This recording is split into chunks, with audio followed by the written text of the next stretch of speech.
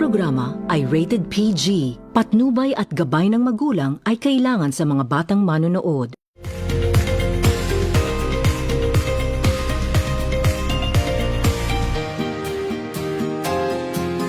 Tututukan, babantayan, mga suliraning gumugulo sa pagkatao at isipan. Sasagutin, bibigyang hustisya at solusyon. Magandang araw mga kababayan.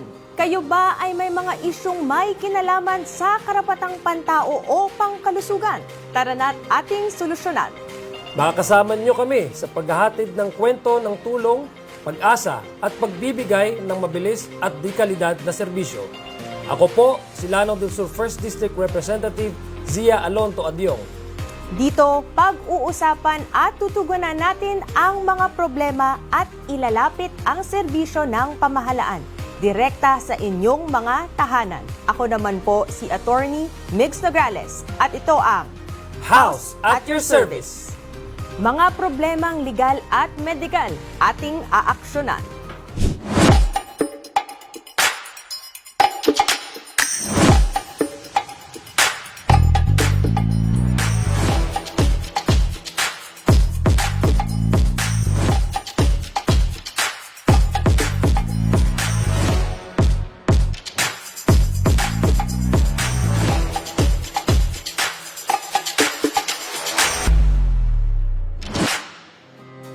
Bigyan pansin natin ang ating unang kwento na kailangan ng agarang tulong.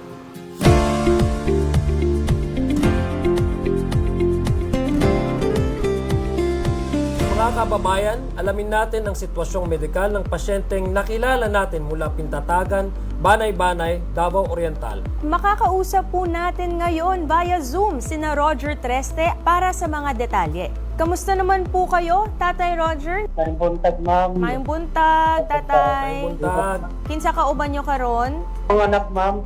Kasama ko po ngayon si Congressman Zia Adyong. Tatay, mayong buntag. May buntag, ma'am. Tatay, salamat sa paghatag ng imong oras para makwento sa amin ang sitwasyon nyo.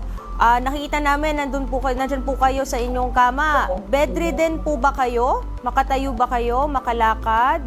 Ma'am, pasensya lang, ma'am. Nagigdar ako, ma'am. Di ko kalingkod. Di ka makalingkod. Unsa nahitabo sa inyo? Ano po nangyari? Kung lang, nabanggaan mong truck, ma'am. Saang parte ko, tatay, sa katawan mo ang medyo napuruhan? Sa spinal cord, this month. Sa spinal cord. Nahitabo ni 2013, no? 2013, more than 10 years ago na po. Tama? O, ma'am. 12 years na. Unya, ang diagnosis sa inyo, sa imuhang spinal cord, ano ba ang sinabi ng doktor? Ang bali lagi daw, ma'am. Wala ka siguro nang makalapag balik. Tatay, simula po nung 2013, kayo pong na-aksidente, may mga procedure na pong ginawa sa inyo? Na pick up ko, ma'am, dua ka beses, so wala di porta. Duha ka beses kayo mo nagpa-check up. Naapod therapy? Unsa man ang giingon sa doktor? Wala ra, magpa-check up lang daw na ako. Na porta, lugar na pwede na tanggalon ng silo. Tanggalon. So, pwede pa raw magkaroon ng parang operasyon para sa imuhang spinal cord para mas maayos yan? Or therapy lang po? Ano po ba ang sinabi ng doktor na pwede nato buhaton sa imuhang sitwasyon, sa imong kahimtang? Wala may isulti, ma'am. Alam ko kasi, Attorney Migs, parang yung ganyang kondisyon ni tatay, medyo kailangan ng support, no? Oo. So, bago po yung, tatay, yung aksidente, unsa imong trabaho? Plantation, tagingan, sa dito. Plantation. Plantation. So, okay. Nagkakaroon siya ng problema Oo. si tatay ata dun sa gastos niya kasi dalawang Siyempre, galing ka beses sa lang. plantation. Oo. Tapos, hindi ka makalakad. Siyempre. And 2013 pa ni. Pilang imong edad karon, tatay? 56 na. 56. Bata-bata pa. So, Oo. mga more than 10, 40 years old, mga 40. Hindi na 40 na. nakalakad si tatay. Nagpa-therapy po kayo? Wala. Wala. Siguro po, pero yung therapy, wala yun. Huwag yun, may kwarta. Magkano po ba magpa-check up, magpagamot, or meron ba kayong tinitake ngayon na kahit gamot para walay sakit ba? Wala ka, ma'am, kay atong dagan kayo kung ipamating, ma'am, nga itong nono, patikap rakos mati. Ina kay magpa-admit ang kap, kanila din huwag ipakta. Meron siyang spinal cord injury. Gusto niya magpa-check up din para malaman ano pwede nating magawa sa kanyang sitwasyon. Pero yung pinaka-problema, walang sinasabi kwarta, walang pang-check up para malaman ano yung Oo, proper way ba tama. talaga kung magte-therapy, kahit gamot, 'di ba? So, paano po yung pang-araw-araw nyo na gastusin, tatay? Habang kayo po ay nasa inyong kalagayan ngayon. Maglaba daw tayo at itawa.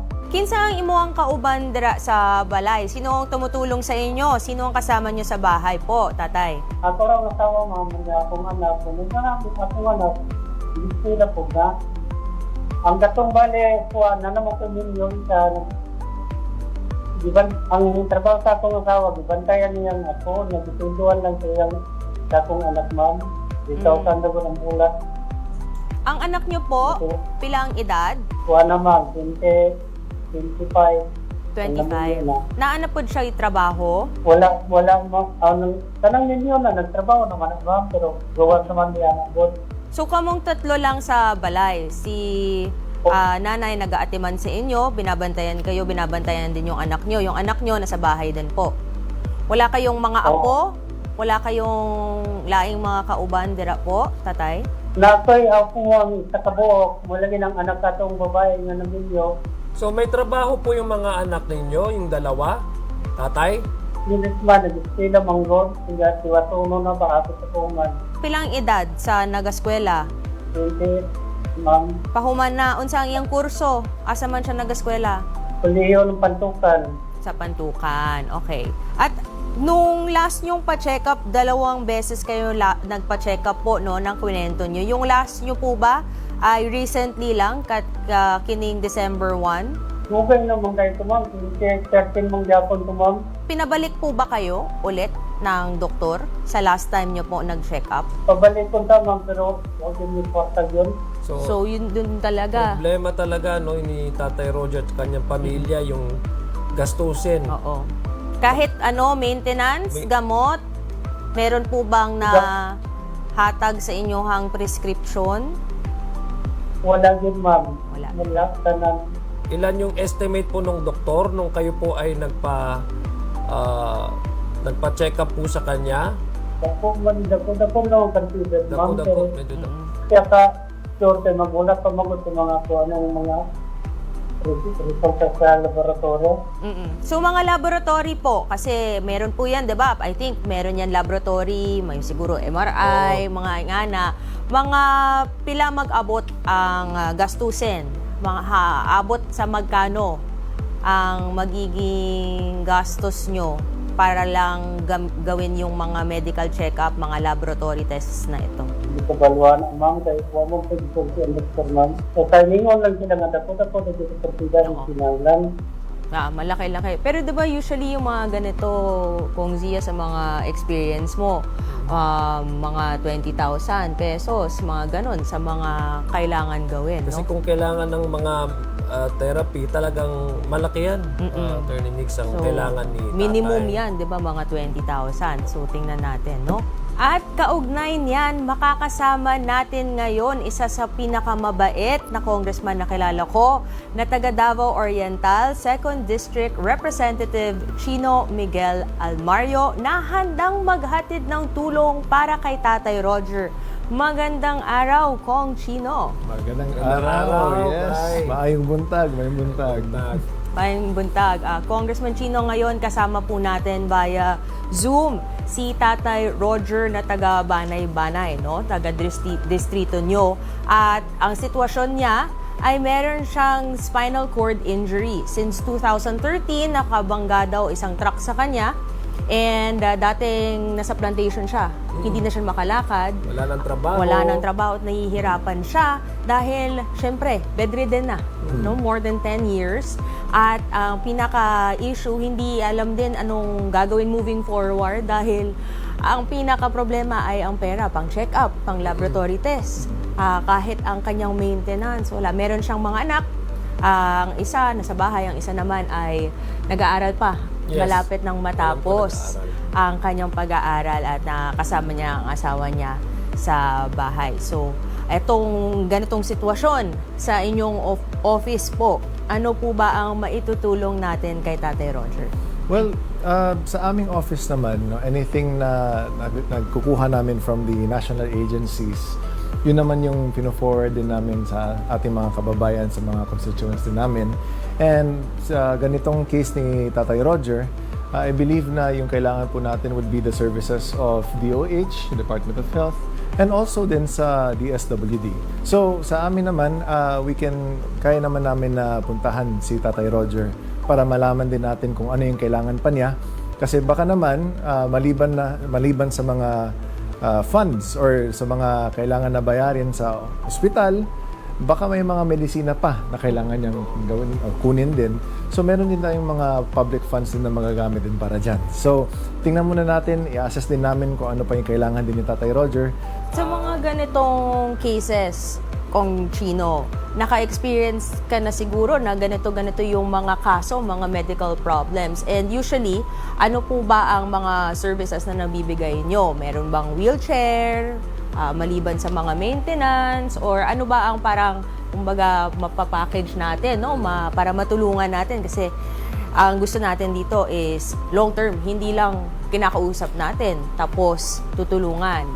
Pati yung other aspects sa mga may anak din, may scholarship, ano po ba ang pwede natin mabigay na tulong para lang din, hindi kay tatay, sa pamilya din? Tsaka dagdagan ko yun, no, Attorney Migs. Kasi ang problema ni tatay dun sa pag-usap namin sa kanya, 2 beses lang ata siya nagpa-check up simula nung 2013. So ang kailangan ata ni Tatay Roger is yung agaran, no? So kailan kaya natin to, Kong Chino, ma-expect na makapagbigay tayo ng tulong mula sa inyong opisina para at least yung immediate na kailangan ni Tatay, yung pag-check up, kung kailangan ng therapy, ay may bigay natin at tulungan natin, no, mula sa inyong tanggapan. So, well, may naka-standby na po tayo na tao doon. Actually, malapit sa kanya. Since I think Barangay Pintatagan, banay-banay yung kung nasan siya. And meron naman po tayong mga tao na naka-standby doon.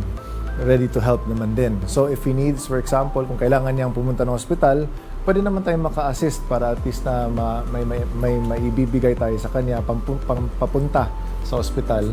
Kapag kailangan niya, like say for example, wheelchair, meron naman tayong mga naka-stock na mga wheelchairs din na pwede din nila magamit, sabi nga ni Attorney Migs. And also, kapag let's say, kailangan din na, let's say, may gagastusin na scholarship or tuition para sa mga anak niya na nag-eskwela pa, meron naman din tayong mga scholarship programs naman din na makukuha natin galing sa national government na pwede natin maibigay din sa kanyang pamilya para makaaral din, makapag-aral yung mga anak niya na at least discounted na rin or at least fully free yung scholarship nila sa eskwelahan. Ayun. So, di ba ang ganda ng nandyan na, dahil nga nandyan yung opisina ni Congressman Chino, kahit kasama natin siya ngayon, yung office niya nandun, meron na naka-standby na makakausap. Kasi sa ganitong sitwasyon, syempre, kailangan i-assess ano ba ang facts, ano ba talaga ang problema para malaman kung ano ang ibibigay na tulong at maayos na ibigay na tulong. Pero hindi lang kay tatay. So, Congressman Chino, ano pa ang masasabi nyo sa inyong constituents at inyong mga programa para ang mga nakakanood dito na mga taga 2nd District sa Davao Oriental ay makakaalam sa inyong mga serbisyo at inyong mga programa? Para maka-avail din sila, no, Attorney Migs, kasi alam ko si Kong Chino gusto talaga niyang magserbisyo sa kanyang distrito. At siya mismo pumupunta pag nakikita mo yung page niya, no? So, well, actually, tama nga naman si Attorney Migs, tsaka tama din si Kong Zia. Sometimes, kapag libre yung oras natin, pumupunta tayo mismo sa bahay talaga, tapos tayo yung nagbubuhat ng wheelchair papunta doon sa bahay nila. And well, kilala naman kasi ako ng mga taga Distrito 2 ng Davao Oriental na si Maging Chino ka man. Kasi lahat, we aspire to help everyone, kahit sino man sila. Hindi tayo tumitingin sa politika, hindi tayo tumitingin sa ibang mga ganyan. Yung sa atin is, for as long as nandyan tayo sa posisyon na gagawin natin lahat para matulungan natin yung mga constituents din natin. So, yung mensahe ko naman para kay Tatay Roger, Manong Roger, nung hinaot unta na makaana dayon mi sinyo ha, para matabangan dayon kanamo, no? Naa naman pod ang ato ang super kagawad na si Kenneth Tagaro na naadiha, naka-standby na para muanha dayon si Muha para mahibal-an nato kung unsa pa ang kinahanglan ninyo para matabangan pod namo ikaw ug ang inyong pamilya. Kay dili lang kutob sa inyo ha, hinaot unta na matabangan pod nato ang imuhang mga anak, ang inyong misis pod ug uban pa na nanginahanglan og tabang. So let us know, no? Pero again, may pupunta sa inyo, sa inyong bahay mismo na staff natin sa Congress para matulungan po kayo. Ayun po, Tatay Roger, abtik kayo imong congressman dira sa Davao Oriental. So ano pong gusto nyong sabihin or mensahe po kay Kong Chino? Salamat kay Congressman ko mo. Hinangaling tapang sa mga. Salamat kay tanang. Kami magdaw mga sumog mga tabangan. At syempre, Attorney Migs, kailangan din natin pasalamatan, no, ang ating guest ngayon. Maraming salamat, Kong Chino. Itong kaibigan ko to ng matalik, no, Congressman Chino Almario ng 2nd District ng Davao Oriental, sa inyong agarang pagtugon at pakikiisa, no, at pagtulong sa pamilya ni Tatay Roger. Maraming salamat, Bay. At syempre, maraming salamat din kay Tatay Roger sa pagbabahagi ng inyong kwento. Of course, sa tulong ni Congressman Chino Almario at ng House at your service, ang inyong kahilingan ating aaksyonan. At sa ating pagbabalik, alamin natin ang kwento ng nag-scam na recruitment staff. Yan at iba pa dito lang sa House at your service.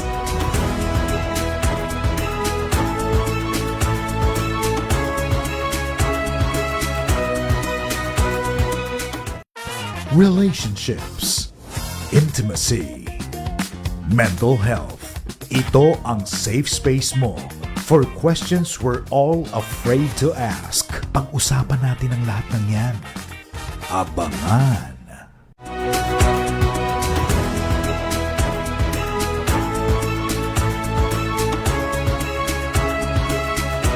Nagbabalik ang House at your service. Sa bahaging ito, pag-uusapan natin ang mga isyong legal na madalas kinakaharap ng ating mga kababayan. Gagabayan natin sila sa tamang hakbang upang maresolba ang kanilang problema.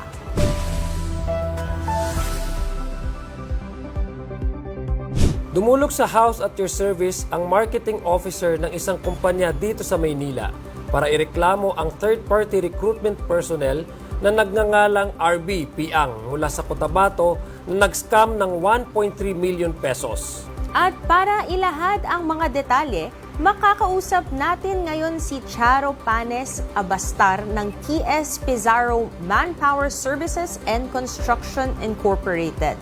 Magandang araw, Ma'am Charo. Ako po si Attorney Migs at nandito po kasama natin si Congressman Zia Diong. At tatanungin po namin kayo tungkol dito sa sitwasyon nyo. No? Na-scam po sila ng 1.3. No? Paano po, ma'am, paano po nagsimula ito? Nagsimula po ito, Congressman, Attorney, nung itong si RB, nagpapakilalang si RB Piang. Okay. Isa daw siyang agent at may mga tao daw po siyang mga kilala na gusto daw po mag-apply abroad. Sa katunayan po, nag-video call po kami one time at pinakita niya po yung passport. May hawak po siyang 4 na passport. And then, ang sabi niya po sa akin, yung pamangkin niya daw po na nagnangangalang aka Russia, parang gano'n. Mayroon din po daw 6, 7, 8 passport na hawak. Ngayon, ang reason po nila na hindi sila makakapunta dito sa Manila dahil hindi daw po nila kaya yung panggastos sa mga aplikante, pamasahe, at pagkain papuntang Manila. So nakikipag-usap siya sa akin na kung pwede daw kami daw po ang bumaba doon at interviewin yung mga tao na yon para po ma-recruit. Ngayon, nung after siguro 2 to 3 months, nag-uusap kami and then nag-set kami ng schedule.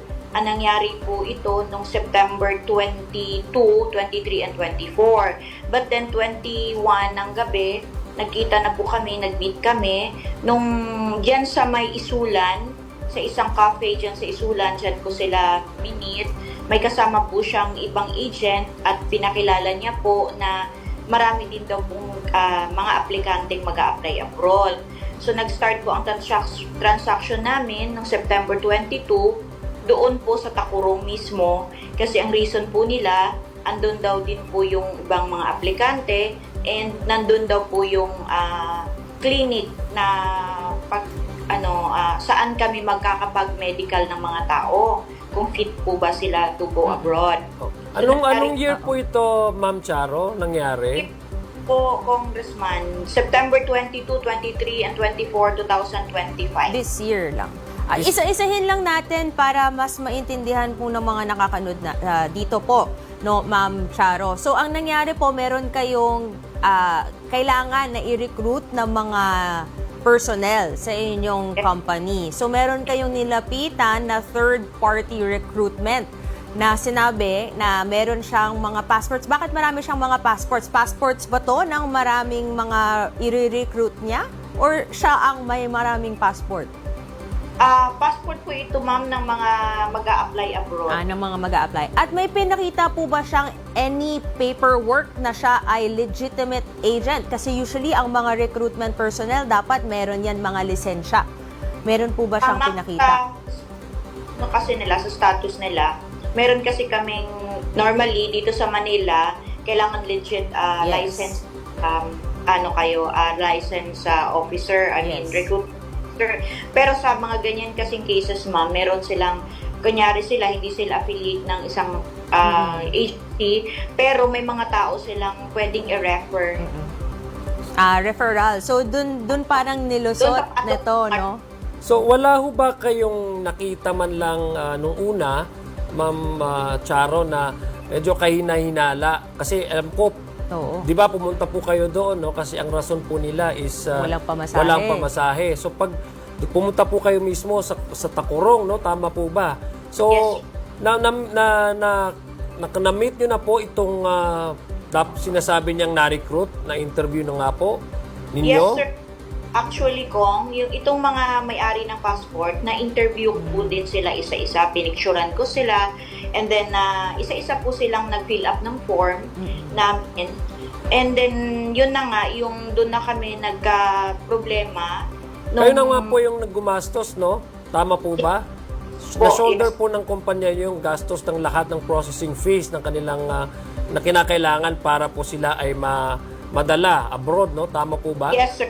Ang applicant po wala pong ginagastos. Pero kami po, nagbibigay lang kami ng referral fee doon sa mga agent na so, nakabigay na kayo ng referral fee dito sa nag-recruit, kumbaga ay nag-refer na itong mga nakausap nyo na interview. At magkano naman po ang hiningi niyang referral fee? Actually, ma'am, 5 sila. May pinakilala siyang 4 na agents. Yun nga po, may nakakuha ng nasa 400 plus. Basta sila lahat po ay umabot po ng 1.3 million. Kasama na po yung pagkain ng mga work ng mga aplikante, kagaya ng mga lunch nila, nasa 8,000, may 5,000 akong binayaran. So, malaki pala, Ma'am Charo, no? Apart from yung mga sinasabi natin, yung mismong na scam sa inyo, no? Kanino po nyo ito binigay? Diretso po ba itong binigay itong 1.3 million kay RB? O paano po nagkaroon ng pag-downloading or pagbibigay, pag-aabot nitong, malaki po ito kasi 1.3, no? Yes, sir. Yes, sir. Ang nangyari po, sir, noong 22 po, meron po silang aplikante na bina-interview sa amin na nasa 24. Ngayon, nagbigay po kami ng referral fee sa kanila. And then noong 23, nagbigay na naman, may dinala na naman po silang tao, nagbigay na naman po kami ng referral fee sa kanila. 24, nagbigay na naman po kami ng referral fee sa kanila. So, 3 days po yon. Doon na po namin nalaman na in-scam po nila kami. Kasi nung 23, kasi 24 po yung, nung 22 po, di ba 24 na applicants ang dinala nila po sa amin. Ngayon, nasa isang hotel po kami lahat noon, dito sa Microtel Hotel sa Tacurong. And then, nung 23 naman po ng umaga, nandyan pa naman yung mga applicants. Kasi may parating pa sila at kailangan pa namin magbayad hanggang 24. So, yung mga aplikante andun lahat. And then, ang nangyari po, nag-decide po ako na yung 15 po na applicants i-travel na po to Manila kasi hindi na rin po namin kaya na sa hotel, yung food nila and then accommodation. So, nag-decide ako ng 23 ng hapon na ibiyahe na yung 15. So, bali batches po nangyari, Ma'am Charon, no? Per batch, no? Hindi po yung 24 ang binyahin nyo dito Manila. Nagkaroon muna ng 15, tama po ba? Na una? Yes, sir. Kasi po, ang kaya lang po ng isang van is 15. Now, nakakuha kami ng isang van, which is, sila din po ang nag-refer ng van. Kasi may contact kami from Davao. Medyo mataas price. So parang talagang lahat galing doon, no? Na Yes, nakausap nyo sila. Nakita pa, ilang araw yon? 3 araw yon. And then, nung 24, ano naman yung nangyari? Na bakit biglang nagkagulo-gulo? Nung 24, ma'am, yung mga nadala nila, lahat na nabayaran na po namin. Oo. Namin, syempre, sa loob po kami ng room, nagbabayaran.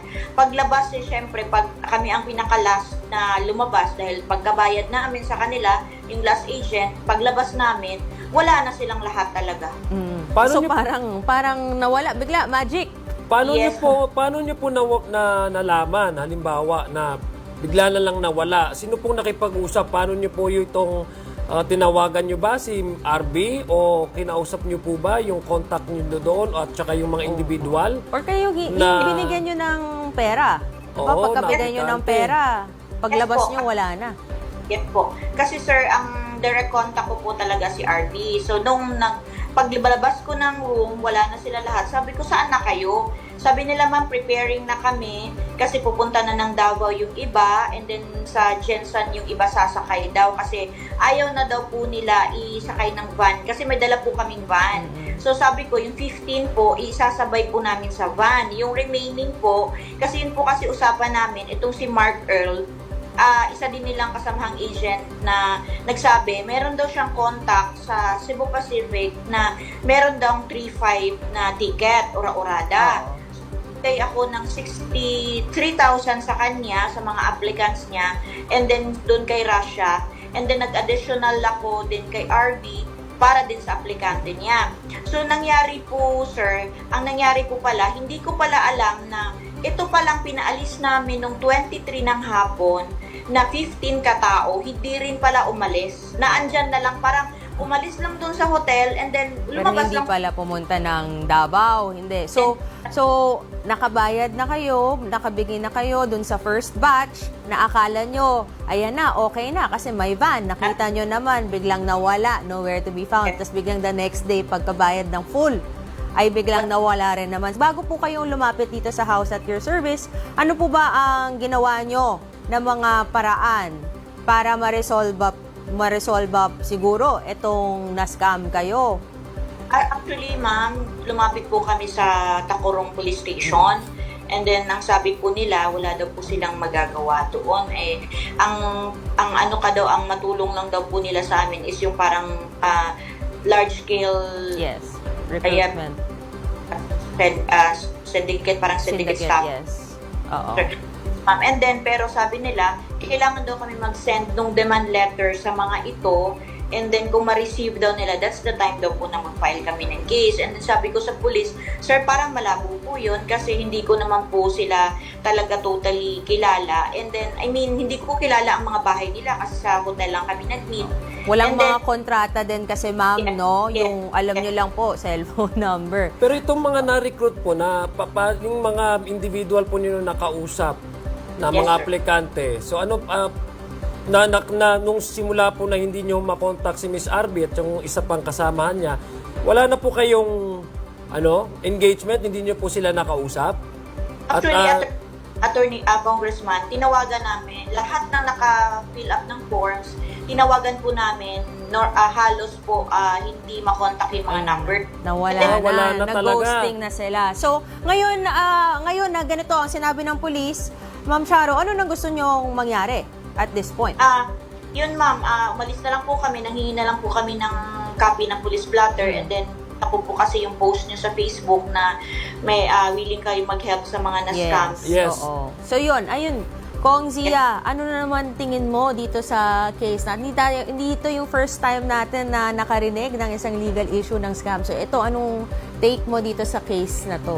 Well, ako, unang-una, talagang scam talaga to. So, kailangan talagang tutukan natin, makikita natin yung problema talaga, hindi lang doon sa yung need ng mga ating mga kababayan na magkaroon ng trabaho, no?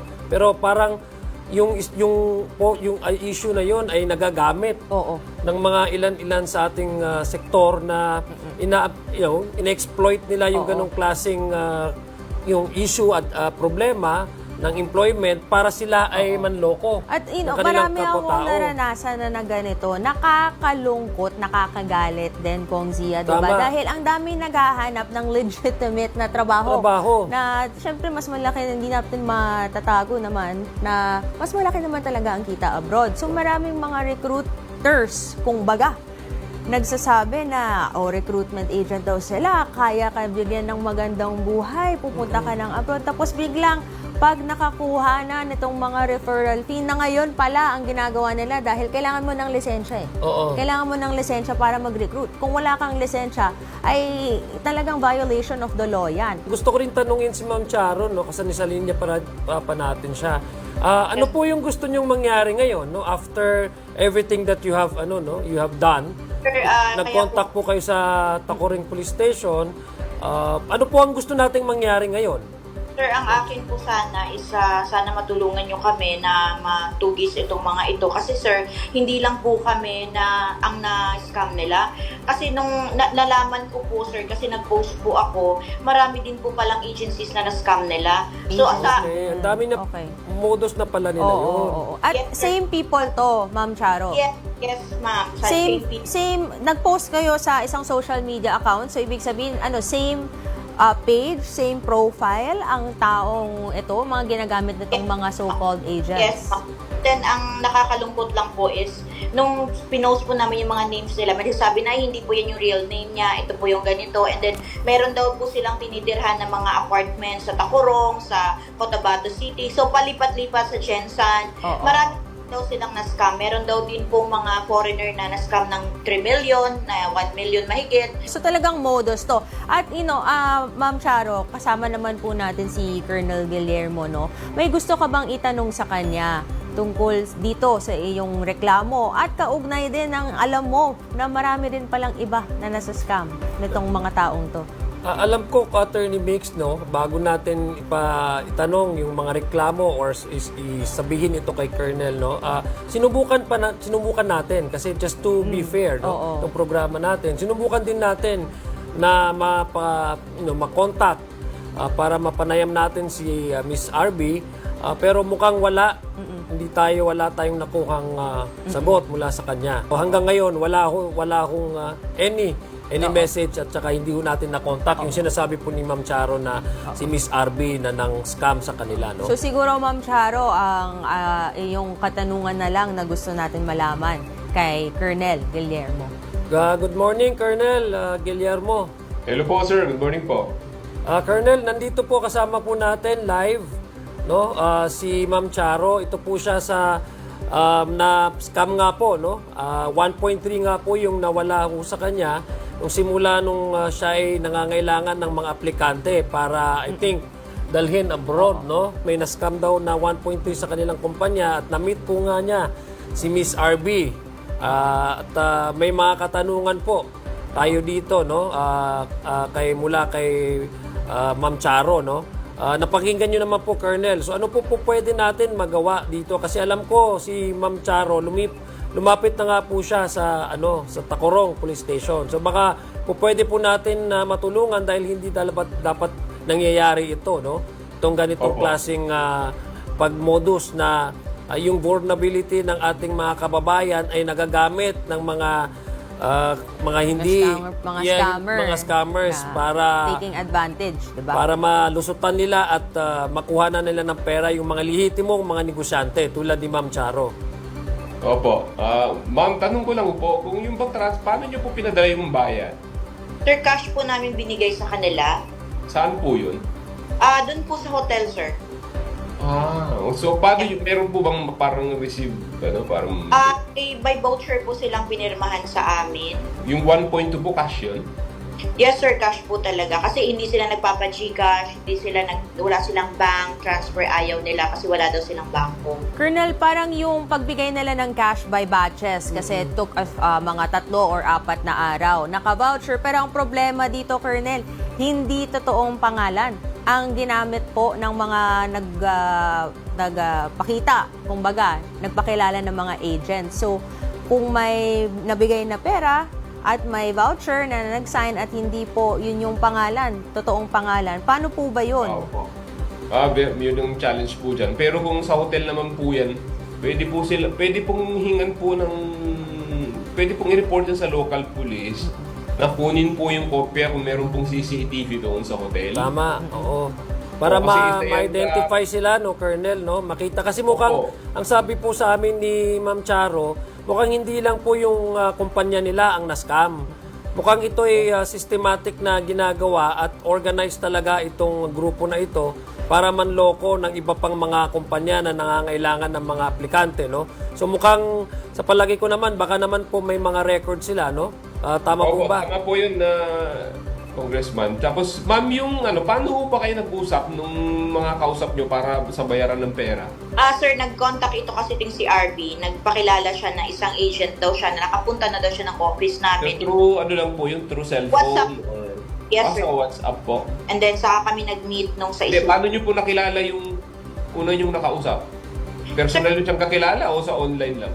Sa online siya, sir, kasi sabi niya sa akin, nagpakilala. Sa Facebook po, Facebook?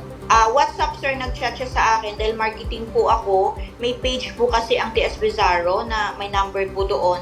And then, pero ang sabi niya po is, nakapunta daw siya ng office namin. Yun ang daw siya ng office namin and then ni-refer daw siya ng isang staff namin na sa akin kakausap regarding sa mga ganyan. Kasi ako po yung marketing. So, ina-entertain ko na po. Meron pa po kayong number ng WhatsApp? Sir, meron ako mga number sa kanila. Actually, sir, Hindi, yung unang message nyo po sa WhatsApp, meron pa kayo niyan? ito nga yung mas malungkot, sir, eh. Kasi nung 22 ng hapon, kasi nagpipicture-picture kami, may mga picture ako sa kanila, ang nangyari po, sir, di ko na namalayan sa basic kasi maraming aplikante, nandun sila nanggugulo. Sa harapan ko, nag-aaway sila mga agent. Alam mong, kinakraming ka nila, parang nililito ka talaga nila. Pero, Ma'am Charo, meron pa ba kayong kopya ng inyong conversation? Kasi I think ang point po dito is kung may number, merong WhatsApp, ay pwede po, at tama po ba, Colonel, pwede pong makuha, diba, yung number, yung screenshot, makita po yung Pwede cellphone, matrace. matrace yun. Pwede po makita po yung mga numbers.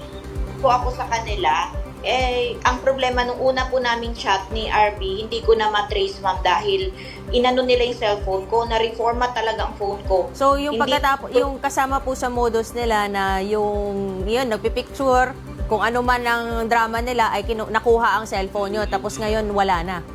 Hindi ko naman na isang araw Ayun. talaga ko nabuksan ang phone ko. Ayun din, parang alam na. Oo. Paano pag ganito, Colonel, na hindi na mahanap sa Facebook? Wala na po ba kayong ibang... Pero sir, yung nung 23 and 24, ibang phone ang ginamit ko. Yun, may nandyan pa naman, nakasave pa naman yung mga usapan namin.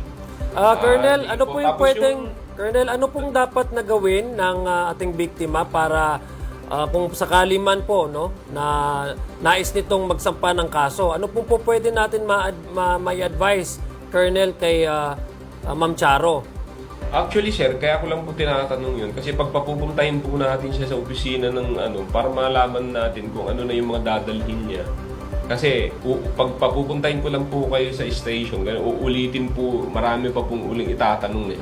So, gusto ko lang pong i-prepare kayo katulad po sa cellphone. Dapat hindi nyo po gagalawin yun.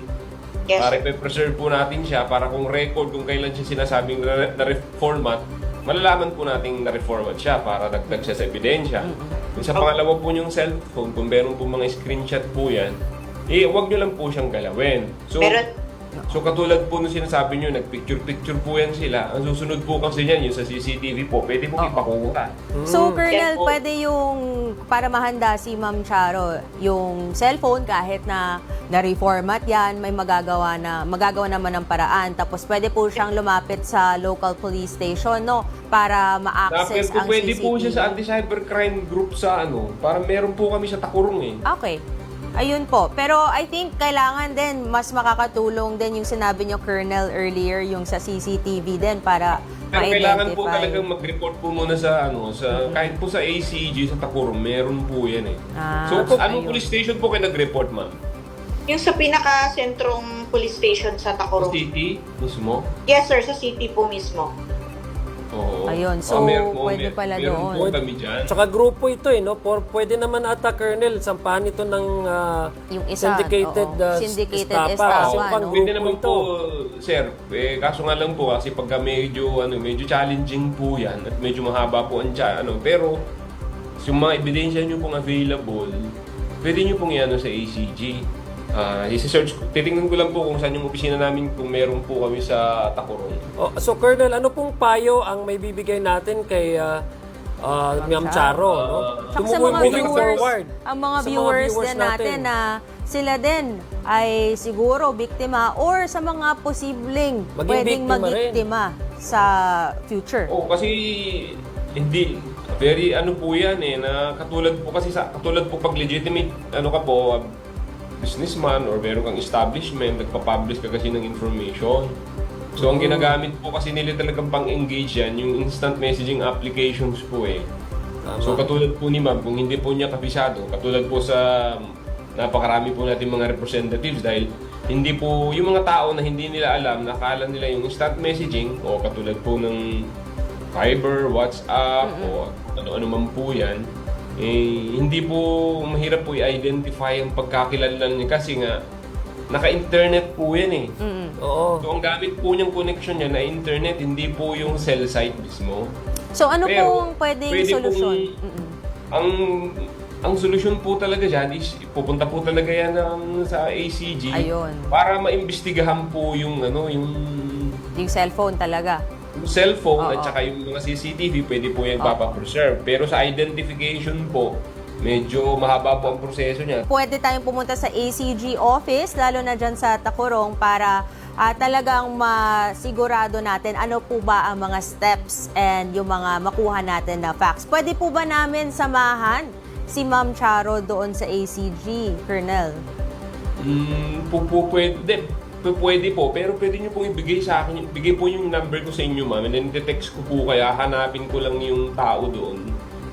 Sige po. Para may pa-assist ko po kayo. Kung wala man po doon, meron po sa isang syudad dyan Pero sa... si Ma'am Colonel, si Ma'am Yung Charo, Tao Cotabato po ba? Sa ayun nga ako gusto kong tanungin, Colonel, no? Ma'am Charo, dito po ba kayo sa Manila? Saan po kayo nakabase ngayon para in case po na makikipag-coordinate po kayo kay Colonel Guillermo ay pwede kang samahan ng aming opisina, ang house at your service, mga staff po natin, para ihain kung ano man yung mga reklamong gusto natin ihain at para kay kina Colonel Guillermo din ay ma-assist ka po nila.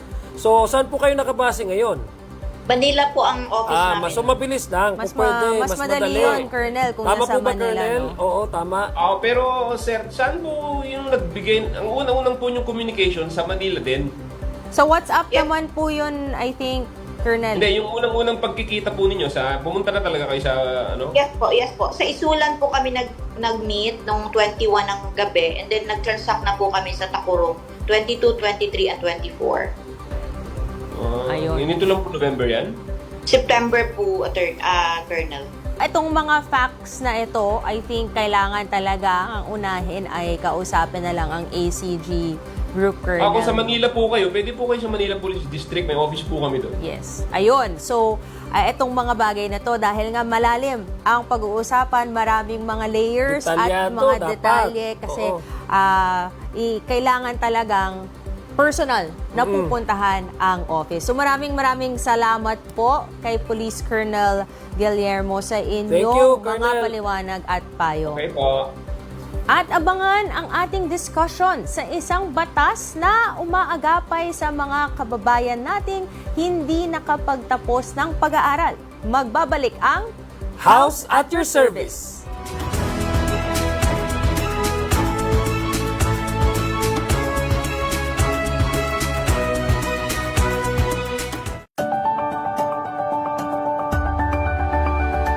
Coming soon on IBC 13.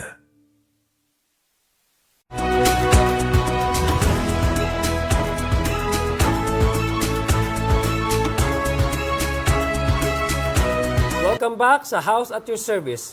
Ngayon naman, pag-uusapan natin ang layunin at saklaw ng Republic Act 12124 o ang Expanded Tertiary Education Equivalency and Accreditation Program or ETAP Act.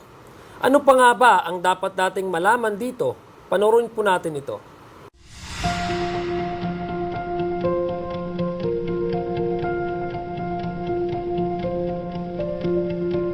Maraming mga Pilipino ang may kasanayan at karanasan sa trabaho, ngunit hindi nakapagtapos ng kolehiyo.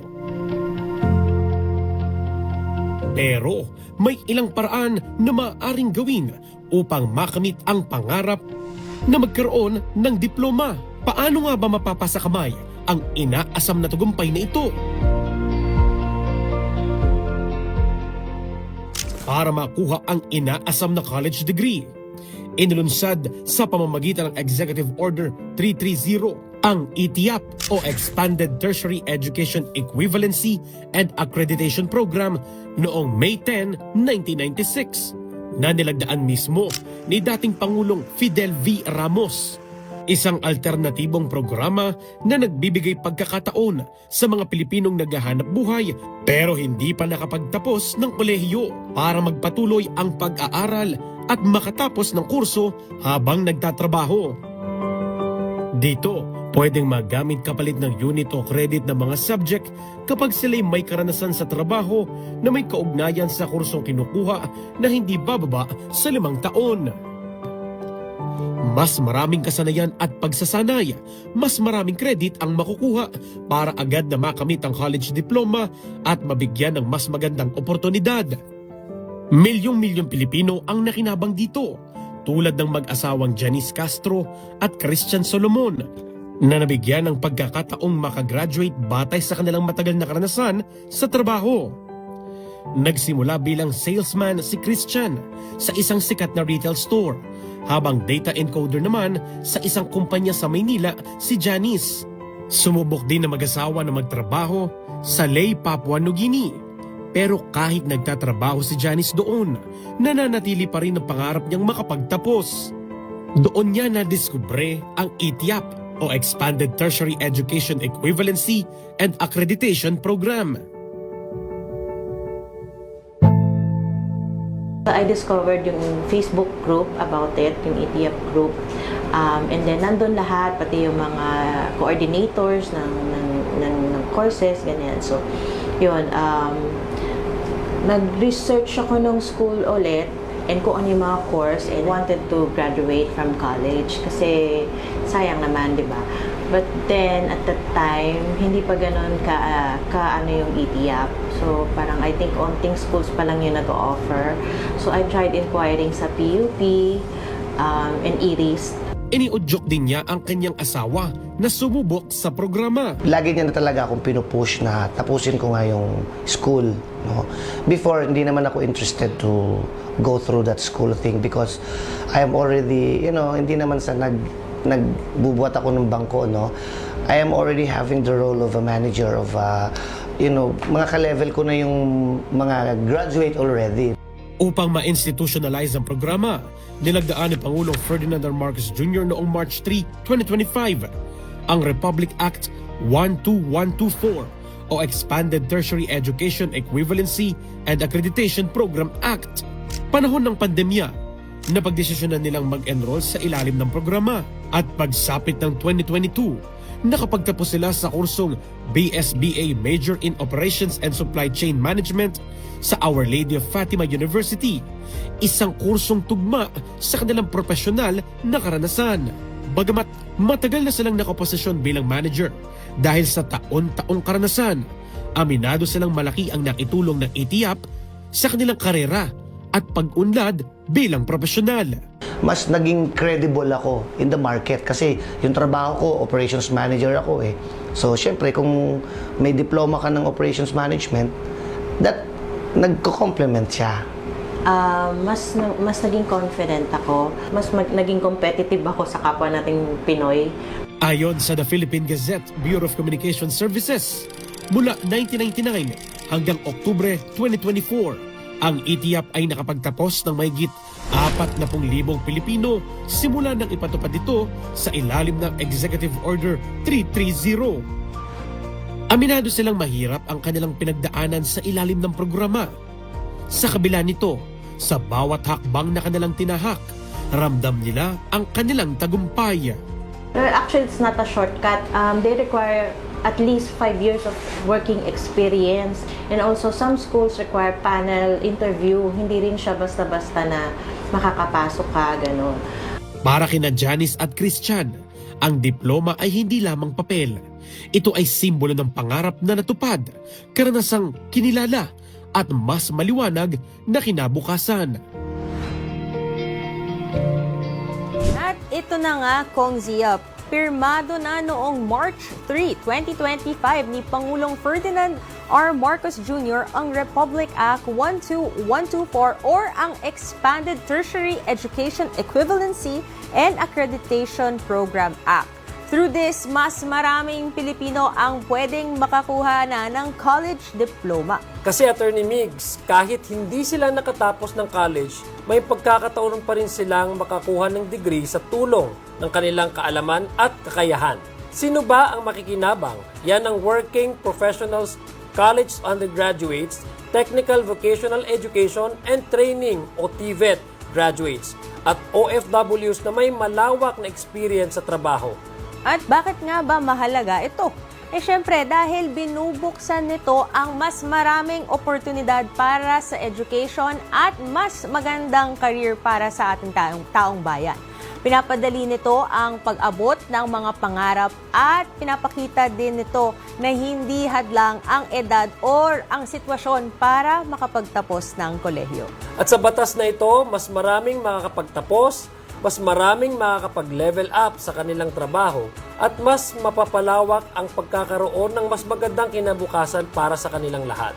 Kaya tandaan, mas mahalagang alamin ang bawat panukala at batas para sa ating mga karapatan. Dahil ang marunong, angat sa lahat. Huwag po kayong bibitiw. Magbabalik ang House at your service.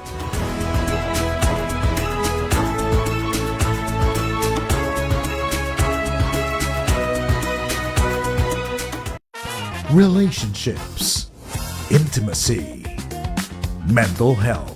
Ito ang safe space mo for questions we're all afraid to ask. Pag-usapan natin ang lahat ng yan. Abangan.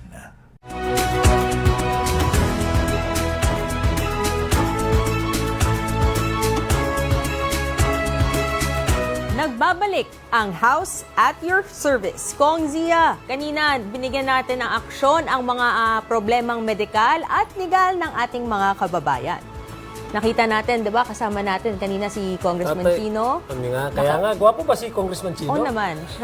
Siya siguro pinakagwapong nakilala kong congressman, no? Maliban na lang sa mga kapatid ko na baka nanonood dito. Pero kanina kasi, yun nga, buti na lang nakausap natin si Tatay Roger, no? Kasi 2013.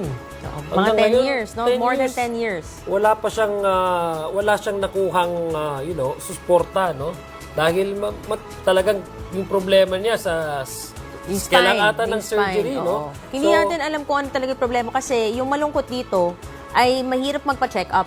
At hindi natin naman kayang alamin kung ano ba talaga ang karapat-dapat na gawin, procedure, operation, medicine, kung una sa lahat, wala kang pera, Walang pera. para Tapos, magpa-check up. Oo, nabuti na lang nandito si Congressman Chino kanina kasi constituent pala niya si Tatay Roger. At yung kagandahan nito, no, kahit kasama natin siya dito sa studio physically, handa ang kanyang staff. Opisina. Doon ang opisina niya, naka-standby na, nabigay po ng ang contact details, nandun na po at makakausap dahil sa mga ganitong sitwasyon, sa lahat naman ng ganitong sitwasyon, sa mga medical na tinutulungan natin, kailangan alamin natin ano talaga ang exact facts, anong mga kinakailangan para mabigyan ng tamang suporta.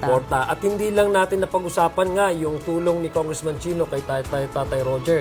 Ito rin napag-usapan din natin yung paano yung mga organized na mga crimes na syndicate, mga sindikato na nakikita nila yung vulnerability ng ating mga kababayan kasi talagang problema talaga ang employment. No? At ang galing Mga scam sila. Kung nakinig kayo, na umabot kayo dito hanggang ngayon, ang galing dahil talagang planado na. Meron 'di ba ilang araw 'yon na bibigyan ng referral fee and dahil marunong, meron pa silang commotion na drama para i-reformat ang phone. Magpipicture-picture na kunwari nagkakagulo na, kukunin na ang cellphone, ma-reformat ang phone para hindi mo makita ang pinag-usapan nyo sa beginning. So, parang ang take ko dito kung Attorney Mix, no? Para din sa ating mga illegal na mga recruitment agencies, medyo magkaroon sila ng mag-vet muna sila. Yes. Huwag silang agad-agad na magbibigay tiwala doon sa mga contacts nila, lalong-lalo na pag third party, 'di ba? Kasi pinag-uusapan natin dito, tao ang i-meet mo. Tama ka, Kong Zia. Saka para hindi ka ma-scam, 1.3 million. Ang laki-laki. Tama ka rin, Kong Zia. Kaya nga meron tayo sa batas na kailangan talagang every agent na magre-recruit ay meron talagang tinatawag dito ng license. So ngayon, agents may referral fee. So ganito talagang kailangan nating iwasan. Pero ang kagandahan naman kahit meron 'di ba, meron na scam, meron tayong natulungan, meron din tayong bagong batas ngayon para sa mga Good news gustong naman ito. magtapos sa kanilang pag-aaral. Wala yan sa edad, wala yan sa qualification, wala yan sa sitwasyon. Kahit OFW ka pa, kahit matanda ka na, 'di ba? Ay meron na tayong mas pinagandang way through RA 12124. Para mabigyan ng pagkakataon, ma-expand yung programa at bigyang diploma. Yung mga hindi pa nagtatapos talaga ng kolehiyo ng 4 years. So, malaking tulong ito sa ating mga kababayan, lalong-lalo na doon sa gusto nang magtrabaho. Yes, no? oo. Gusto nang magtrabaho. Lahat yan. At dito natin yan natutunan sa ating programa dito sa House at Your Service. Kaya mga kababayan, sa mga kababayan nating nais humingi ng tulong at mga isyong legal at medikal, maaari kayong makipag-ugnayan sa amin sa aming email, congresstv24@gmail.com or sa aming Facebook page, official Facebook page na Congress TV Digital. At yan ang mga kwentong nagbibigay inspirasyon at pag-asa. Mga kwentong patunay na kapag nagtutulungan, laging may panibagong simula. Ako po si Representative Zia Alonto Adio. Sa inyong pagharap sa mga hamon ng buhay, asahan kami ang inyong kaagapay. Samahan niyo kaming muli na maghatid ng dekalidad na serbisyo publiko para sa bawat Pilipino. Ako po si Attorney Migs Nograles. Mga problemang legal at medikal ating aaksyonan dito lang sa House at Your Service.